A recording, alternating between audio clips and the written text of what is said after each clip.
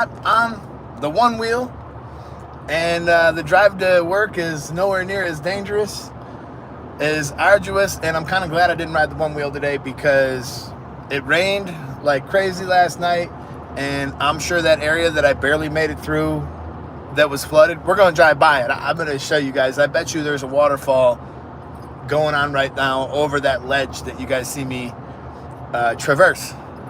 So let's let some people get up in the room, and I will keep you guys up to date on what I'm doing. I plan on filming, I believe it is 4 clients today. So I'll be working in the back room, giving my members that over-the-shoulder experience. And hopefully I can get Kenny to film a little bit, which worked out really well. I got an excellent tutorial coming for you guys. I'm hoping to have it out to the members as soon as possibly tomorrow. And we're gonna talk about some other stuff. Good morning, man. Where are we tapping in from? What are we doing today? Are we on our way to work? Are we what are we doing today, man? Hey, yo, good to see you, Diamond Roads. I like that, man. Like a road just full of diamonds. That's kind of how I've been waking up feeling every day. And you know, I'm about ready to speak on a topic. You guys can see the title of this live, and it is mental bandwidth. So we're gonna talk about what that is, what that means to me, and how we must protect it at all costs going forward. He said, NYC, I'm about to give myself a cut before starting the day. That's what I'm going to do. I don't know if you guys have seen Boardwalk Empire, but I think I'm actually going to grow my hair out like Jimmy Darmody. Dougherty? I don't know. I'm probably saying his name wrong. But, yo, that haircut looks kind of tight, and I feel like my hair could possibly do that. So, unfortunately, I have to endure the long process of growing it out. But, that's what hats are for. That's what hats are for. Normally, I get myself a haircut like every 2, maybe 3 days. So, we got a real interesting customer. You guys seen I released a short on it, but I'm going to try to release another short on how to do an edge up from scratch, where you have a client who's just never had an edge up walk in. They have a ton of hair, and like, how do you deal with that situation? Do you just go in there with the trimmers? Do you just do it with the razor? Do you what do you do? And I will just show you guys how I approach that. I think that will make for some really good content, especially for my phase 5 content, which is the edge up portion, and razor work. Page of Styles, top of the morning to you too. And all right, so I think we got enough people up in the room to talk about this. I have noticed when it comes to creative workflow, really when it comes to probably any workflow whatsoever, every day we wake up, we have a finite amount of mental bandwidth, right? That's the amount of energy that you really have to focus on something for a long period of time. You know, they say like dogs have like 4 seconds of memory. I don't know what it is for humans, but I do know this. At a certain point in time, when I set myself upon a task, I only have so much energy to give to it. Like an example would be, yesterday I sat down mainly to film and edit, and I realized that all hell has broken loose with my affiliate marketing strategy, and my Amazon affiliate links were not performing. I had to dig into that, and that took me probably a solid 4 hours to figure out. And by the way, I set up a link tree. I now have an Amazon storefront, and it will make my product recommendations much easier, because when these things get dead linked and I have 100 videos with the dead link on it, at least I can fix that now. But aside from all that, I spent a ton of mental bandwidth on that, and you could be spending extra amounts of bandwidth on things in your life that are not helping you at all. Whether it's playing video games, all right? You're spending all that time and all that brain power and all those moments building essentially nothing into your future, doing essentially nothing for yourself going forward. And when you think about that, imagine my shock when I looked at my amount of time spent playing video games one day. When I used to play video games a lot, I would say it was destiny that got me kind of hooked. That game would just get you in its clutches and it would not let you go. I never got bored of it, ever. I remember looking and seeing that my total time spent playing that game was something like 72 hours. And I thought to myself, 72 hours? How could I have wasted this amount of time? And I actually quit playing video games shortly after this. I reduced the amount of time I was playing until I realized that I kind of have an addictive personality and I'm wasting all that 72 hours of editing. Do you know how many videos I could have produced in 72 hours? Now we have to think about this. We sleep for 8 hours. Okay, that's 8. We probably work for 8 hours. Okay, that's 16. So really, if we spend some time with family, the amount of time we really have to actually focus on some type of personal project is pretty limited. I would estimate it's between 4 and 6 hours a day if you're sleeping the 8 hours. So if I'm taking 72 hours, I could only apply 4 per day. I set myself back a month or 2 months or maybe even 3 months in progress, in real world progress. And more importantly, I've spent my time thinking and working out problems that are not helping me at all. Not one bit. I was not working out. I was not working towards building my businesses. I was not working towards really anything productive. And I think this happens in a lot of different ways in our life. One of them might be we go to the bar and we drink. And we do this every weekend. And if you get a good hangover, I mean, really, it could take 2 to 3 days to recover from that. Well, guess what? That's 48 hours. And if you continue, I'm saying 2 days more than likely, but if you continue to drink regularly, it takes the brain actually something like 2 weeks to reset and begin working at full capacity again. So even if you're drinking every week, these things are stealing your mental bandwidth also. If you're doing any other drugs, those things take time to get out of your system. Your brain is a powerful tool. You could use it for yourself. You could use it against yourself. And when you are clouding your brain, how could you expect to build a successful business? Or how could you expect to take care of your family? And for people who are putting, serious drugs in their body, who have kids, which we know that type of stuff happens, I think there's a point in time where you have to realize that you have to make sacrifices for other people or for the greater good. And for me, playing the video games was also selfish to both my family and to my businesses. So when you get right down to it, has any one of you guys who are tapped in right now, have any of you guys given any thought to this waste of time that you may have spent doing one thing or another? Somebody drop it in the comments. What's something that we find ourselves wasting time on? I have found myself many times to just go sit down, to go do something and get kind of scatterbrained and do all this other stuff and not succeed in the thing that I want to do. All right.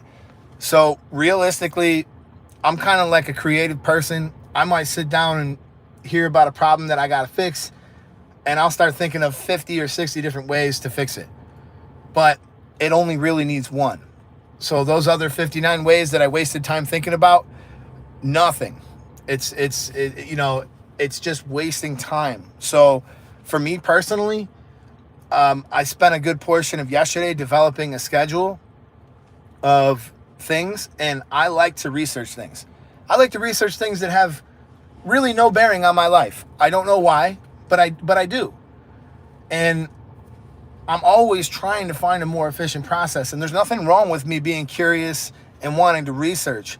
But I need to set aside time to do that, because sometimes when I sit down to handle a particular problem, I find myself finding other problems that need solutions, and I get curious about it, and I start to, kind of dive into those things.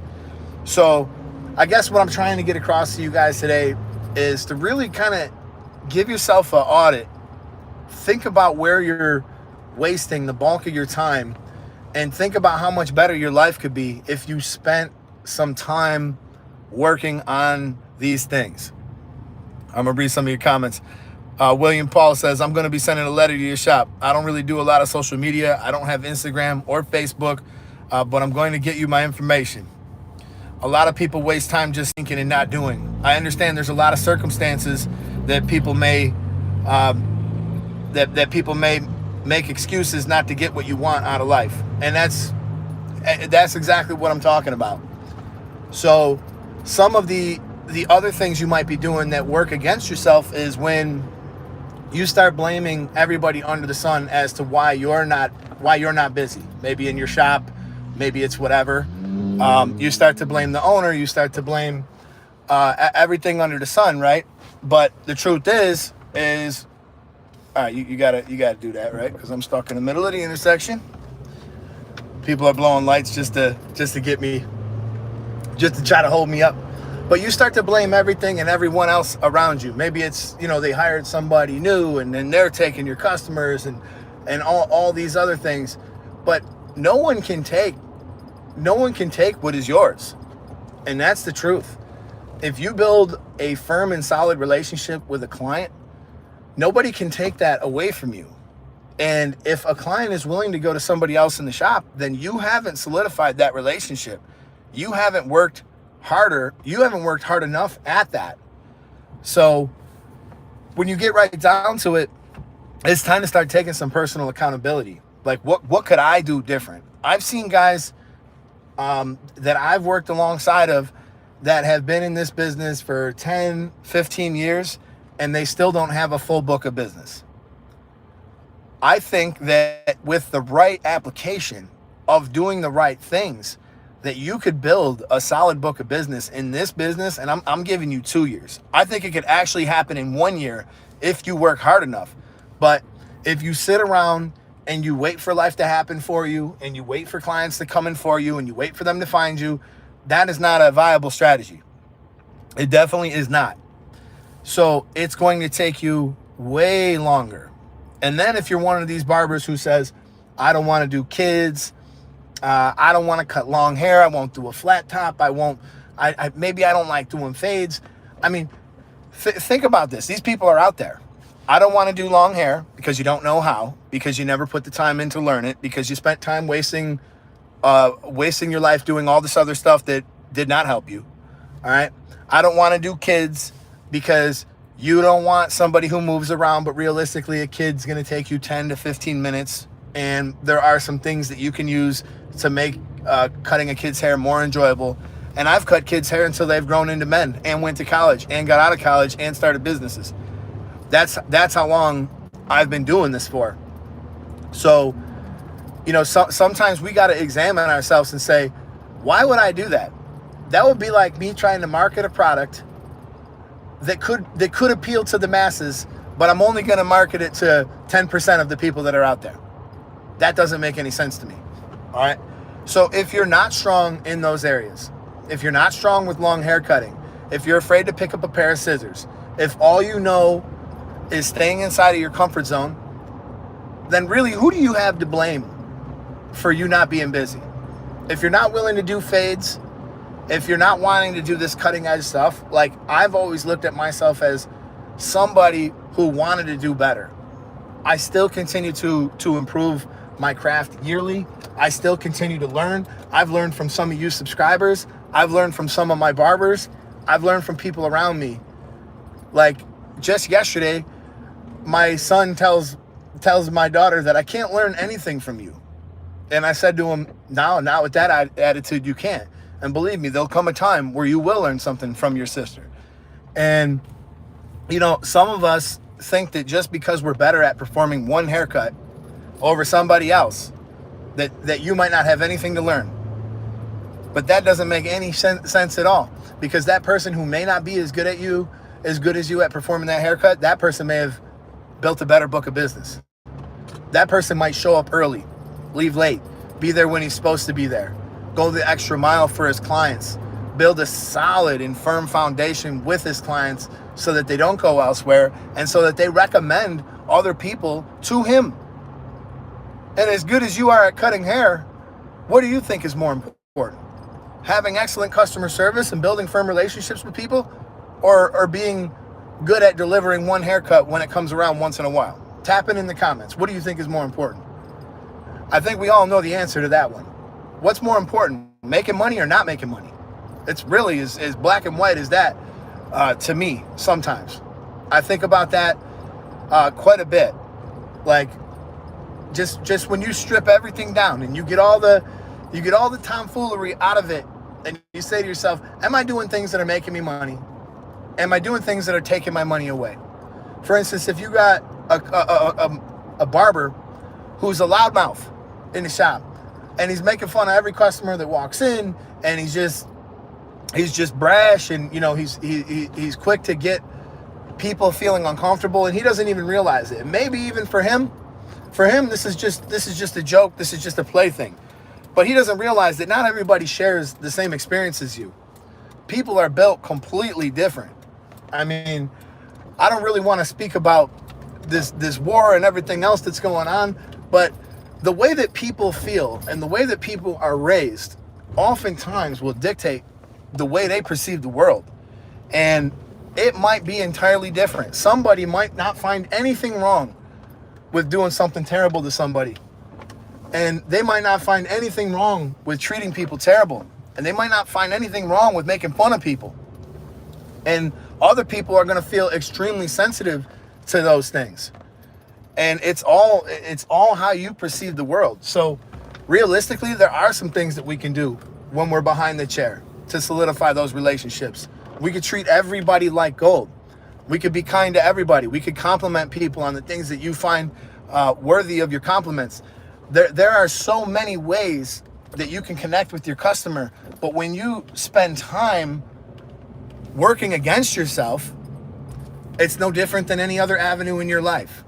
When you waste time on video games, you're working against yourself. When you waste time drinking, you're working against yourself. When you waste time on things that are not productive, you're working against yourself. And that's what I'm talking about here today. That's where we should spend our mental bandwidth. That's why we shouldn't be out here wasting all this time, and we should start to focus on our businesses. Let me read some of these comments here. Morning, Rusty. Good to see you, buddy. Will with the Fat Master Blade. That's right, man. I'm very interested in that. That would be so cool, man. Yeah, I gotta get your email. Diamond Roads. See, definitely need to work on using my downtime and prioritizing other valuable accomplishments instead of scrolling and wasting time. Those death scrolls, man, that's 100% it. And when you work in a shop, especially in your first year, first maybe even 2 years, you're going to have downtime. All right. And when you have that downtime, if you're not using it effectively, if you're just sitting there, there's a pretty good chance that your downtime is going to continue. So, if you're posting, if you're making videos, if you're making content, if you're doing things that show people what you do for a living, your downtime is going to go. It's going to disappear. William says a lot of people don't know that a plane has an altitude gauge. And if that altitude gauge is off, the whole plane is off course. And that same altitude gets us humans the same destination. And that's it too. I remember this other book reading about how, sometimes this goes into what I was just saying before, but if we had the wrong map, and we're trying to navigate to a certain destination, but our map is wrong. And I feel like that was me. I feel like I didn't have anybody who did business in my life. I had nobody to really look up to for these things. All the people in my life were workers. They were hard workers, and they never thought to build a business for themselves. So I was raised in the mentality that, I would get a job, I would work, the 20, 30 years, and then I would retire. And it wasn't until I started becoming kind of inspired by some of these books and some of these things that I wanted to become a business owner, that I wanted to do a little bit more, that I was willing to work in the hours that others wasn't. and I was willing to put up my money and consider taking a loss, because at the end of the day, when a business goes bankrupt, the people in the business that work there, they go and get another job, but you wind up with the profit because you carry all the risk. So when you carry all the risk, you're the one who gets to make that. You're the one who gets to make that extra additional income. And that day before I went live at Chick-fil-A, I met another couple that were barbers, that they owned a shop here, and they were telling me that they couldn't get anybody to work for them. And this was kind of interesting to me, because they asked me, well, how many people do you got? And I was like, well, there's 6 of us, and I have not had much turnover. And I think part of the reason why they were struggling, and this is nothing against them, but part of the reason why they were struggling, I think, was because they're not treating people the right way. And, you know, sometimes you have to be willing to take a little bit of a loss in order to realize a bigger gain. So smarter business owners know that once in a while, it's better to look out for your employees. I'm not saying to let them take advantage of you, but to look out for people and make sure that they're taken care of. And in exchange, it's that handshake deal where I take care of you and you take care of me. And when my guys, almost every single one of my guys that work for me, I want to help them. And when they're struggling with something, I want to make sure that I can do something to make that struggle a little bit less. I know they know I care about them, and it doesn't come from a place of greedy monetary desires. It comes from a place of I built a kinship with these people. You know, I love everybody that I work with. I don't like them. I love them, and I want to see them do well. And this is my mentality behind the ownership portion of this. I only have one shop, all right? I'm not spread thin. I can be there for these guys. And I'm not knocking anybody who has more than one shop.